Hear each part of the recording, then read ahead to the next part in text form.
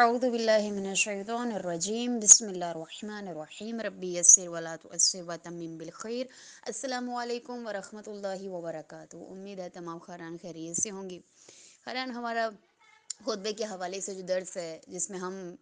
حمد و ثنا کے بعد رسول خدا کی رسالت کے حوالے سے بی بی فرما رہی ہیں، اور رسالت کے حوالے سے ہم پڑھ رہے تھے، تو سب سے پہلے بی بی نے توحید کا اقرار کیا اور اس کے حوالے سے حمد و ثنا بیان کی۔ اس کے بعد رسالت کا جو ہے اقرار کیا، اور اس کے بارے میں اپنے والد گرامی کے بارے میں بتایا۔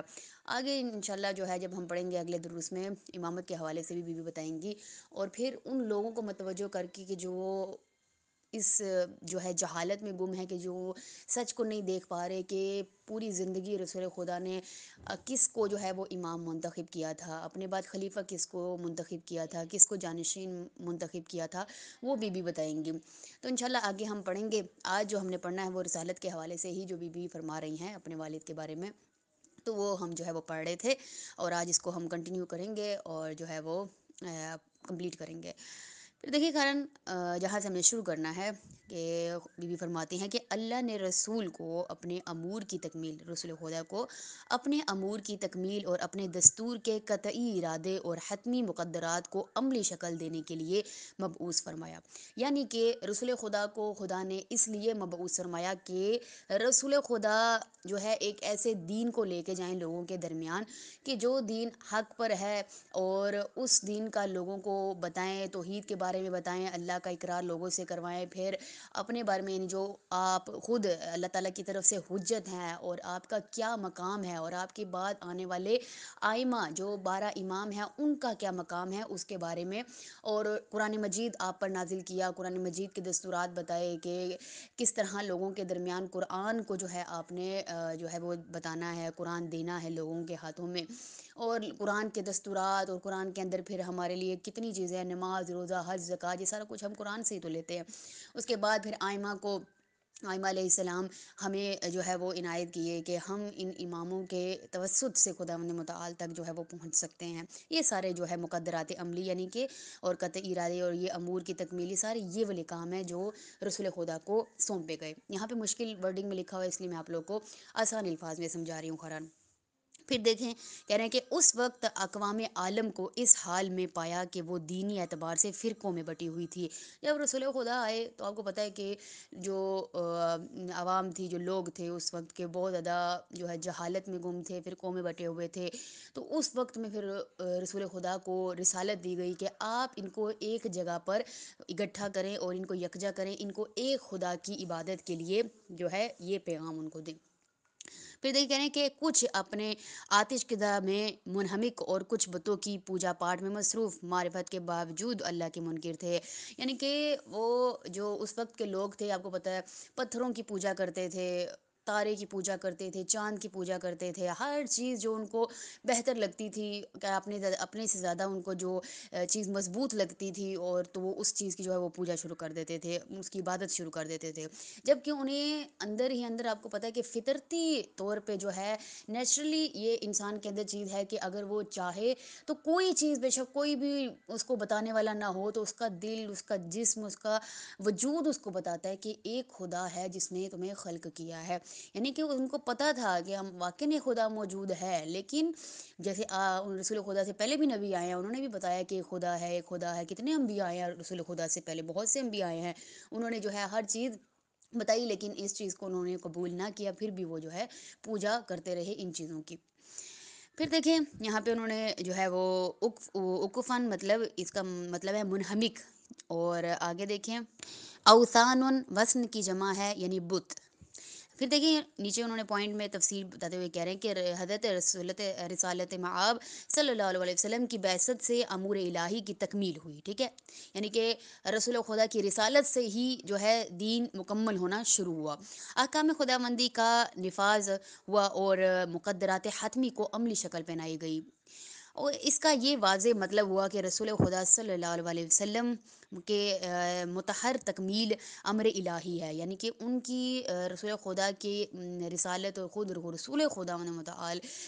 کا جو وجود ہے، ان کی تکمیل جو ہے وہ ایک امر الہی یعنی خدا متعال کا امر ہے، حکم ہے، امر یعنی حکم ہے، اور وہ اور وہ مظہر ارادے خداوندی ہے، یعنی کہ خداوند متعال کے ارادے میں ہے، انہی کے ذریعے مقدرات الہی مرحلہ علم سے مرحلہ وجود میں آتے ہیں۔ اس لیے خداوند متعال نے حدیث قدسی میں اس کی طرف اشارہ کرتے ہوئے فرمایا، حدیث قدسی ہے کہ اگر آپ پیدا نہ ہوتے تو میں زمین و آسمان کو بھی خلق نہ کرتا، یعنی رسول خدا سے اتنا عشق ہے، اتنی محبت ہے خداوند متعال کو، کہ خدا کہہ رہا ہے کہ اگر یہ رسول نہ ہوتے، اگر یہ محمد نہ ہوتے صلی اللہ علیہ وسلم، تو میں اس دنیا کو ہی خلق نہ کرتا، میں کسی بھی چیز کو خلق نہ کرتا۔ اب ہم جانتے ہیں کہ خدا جب دیکھیں، خدا جب چاہتا تھا کہ وہ پہچانا جائے تو خدا نے ان کے نور کو خلق کیا، انہی کے لیے پھر وہ فرما رہا ہے کہ اگر میں ان کو خلق نہ کرتا تو پھر میں نے کسی چیز کو خلق نہیں کرنا تھا، میں نے صرف ان کی خاطر جو ہے وہ دنیا کو خلق کیا ہے، کائنات بنائی ہے، پہاڑ، یہ جو ہر چیز ہمیں نظر آتی ہے آج، ہر چیز کن کن کی وجہ سے ہے؟ یہ رسول خدا کی وجہ سے ہے، رسول خدا کی وجہ سے آج ہمیں جو ہے اتنی چیزیں جو دیکھنے کو مل رہی ہیں، یہ خدا نے اس لیے خلق کی ہیں کہ رسول خدا کو خلق کیا ہے، ٹھیک ہے۔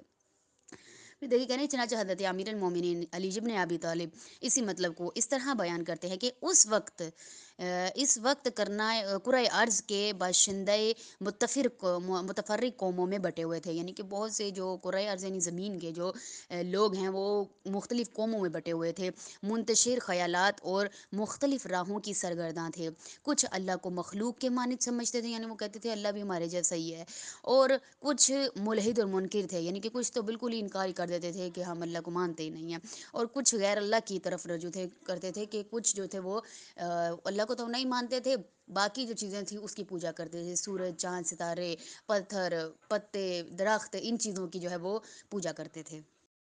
آگے دیکھیے قرآن کہہ رہے ہیں کہ پس اللہ تعالیٰ نے میرے والد گرامی محمد صلی اللہ علیہ وسلم کے ذریعے اندھیروں کو اجالا کر دیا اور دلوں سے ابہام اور آنکھوں سے تیرگی کو دور کر دیا۔ میرے والد نے لوگوں کو ہدایت کا راستہ دکھایا اور انہیں گمراہوں سے نجات دلائی، آپ انہیں اندھے پن سے بینائی کی طرف لے کر آئے، یعنی کہ انہیں ان لوگوں کو کے بارے میں بتا رہے ہیں کہ رسول خدا کی وجہ سے وہ لوگ جو ہے ہدایت یاب ہوئے ہیں، آج جو ہمارے پاس قرآن ہے، ہمارے پاس دین ہے، ہاں کس کی بدولت ہے؟ رسول خدا کی بدولت ہے، یعنی کہ خدا کہہ رہا ہے کہ میں نے صرف ایک رسول کے لیے، ایک شخص کے لیے، یعنی واحد عشق تو خدا نے متعال نے کیا نا رسول خدا سے، کہ اتنا عشق کیا کہ پوری کائنات کو صرف اس کی خاطر خلق کیا، اور اس کے بنائے گئے جو ہے پھر اسی کے ذریعے جو ہے وہ کہہ رہا ہے کہ اس کے ذریعے یعنی اس رسول کے ذریعے تم مجھ تک جو ہے وہ پہنچ سکتے ہوگی، یہی اصل وسیلہ ہے۔ پھر یہ کہہ رہے ہیں کہ نیز آپ نے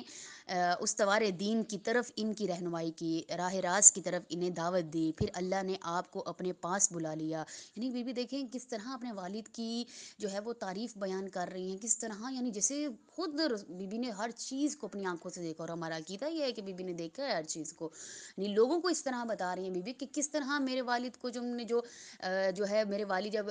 ہوئے ہیں، شہید ہوئے ہیں، اس کے بعد تم نے کس طرح ان کی جو ہے ان کے بعد جو انہوں نے پوری زندگی انہوں نے کہا کہ علی جو ہے وہ میرے بعد جانشین ہے، میرے وصی ہیں، میرے خلیفہ ہیں، لوگوں پر حجت خدا ہیں، تم ان کی بات کو جو ہے رد کر رہے ہو جن کی وجہ سے خداوند متعال نے کائنات کو خلق کیا، جس کی وجہ سے یہ کائنات خلق ہوئی ہے، یہ انسان ہیں، یہ جتنی بھی مخلوقات ہیں صرف میرے والد کی وجہ سے وجود میں آئی ہیں، یعنی بی بی کیسے رسالت کو بیان کر رہی ہیں جیسے بی بی نے ہر چیز کو اپنی آنکھوں سے دیکھا ہو، اور بے شک کہ دیکھا ہے، ہم اس چیز کو سمجھ نہیں سکتے، ورنہ بی بی تو ہر چیز جانتی ہیں، آنے والی بھی جانتی ہیں اور پیچھے ہر چیز گزری جو ہے وہ جانتی ہیں۔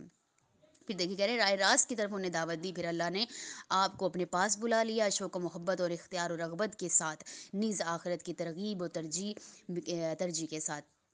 پھر دیکھیے ابہام کے معنی میں ہے عموماً حیرانی، راہ نہ پانا، اس کا مطلب ہے۔ اگر دیکھ کہنے کہ کرنے والے تھے، جو آپ پیچھے سے یہ جو ہم نے پڑھ رہے تھے نا رجوع، جو پچھلا پیج تھا اس میں دیکھیں کہ کیا کہہ رہے تھے کہ ملحد اور منکر تھے اور کچھ غیر اللہ کی طرف رجوع کرنے والے تھے، ایسے حالات میں امیر المومنین کی حدیث چلتی ہوئی آ رہی ہے، کہہ رہے کہ ایسے جو تھے وہ اللہ تعالیٰ کی طرف رجوع کرنے والے تھے، ایسے حالات میں اللہ تعالیٰ کی طرف نہیں، کچھ غیر اللہ کی طرف جو ہے وہ رجوع کرنے والے تھے، اور ایسے حالات میں اللہ نے حضرت محمد صلی اللہ علیہ وسلم کے ذریعے ان کو گمراہی سے ہدایت بخشی اور ان کے ذریعے انہیں جہالت سے بچا لیا۔ دیکھیے اگر انہوں نے پوائنٹ میں بتایا 19 نمبر پوائنٹ میں کہنا ہے کہ ممکن ہے کہ اس کا مطلب یہ ہو کہ اللہ تعالیٰ نے از راہ محبت رسول خدا یعنی محبت کی راہ میں رسول خدا صلی اللہ علیہ وسلم کے لیے وصال کو اختیار فرمایا، اور یہ بھی ممکن ہے کہ اس کا مطلب یہ ہوا کہ خود رسول خدا نے اللہ تعالیٰ کی بارگاہ میں جانے کو اختیار کیا، یعنی کہ اس دنیا سے جانے کو. اب دیکھیں ان کے لیے نہ یعنی وہ تو اس وقت ہی ان کا نور خلق ہو چکا تھا، ان کے لیے جسم کی پابندی تھوڑی ہے کہ جسم ختم تو بس وہ شخصیات بھی ختم، ان کا نور ختم، ان کا سب کچھ ختم. ایسا نہیں ہے، وہ تو اب بھی موجود ہیں، وہ اب بھی ان کا نور جو ہے وہ کہاں کب کا خلق ہوا ابھی تک ان کا نور موجود ہے. تو کہہ رہے کہ وصال یعنی کہ ختم ہونے کو جو ہے یعنی اس ان کے جسم کو ختم ہونے کو جو ہے وہ یعنی کہ اختیار دیا اللہ تعالیٰ نے کہ وہ جب چاہیں وہ ختم ہو سکتے ہیں. یعنی کہ اللہ تعالیٰ پھر رسول خدا نے اپنے آپ کو یعنی کہا کہ میں اللہ تعالیٰ کی بارگاہ میں جان جاتا ہوں، اس کو خود اختیار کیا ہے رسول خدا نے. چنانچہ روایت ہے کہ حضرت اسرائیل کسی کی روح کو قبض کرنے کے لیے اجازت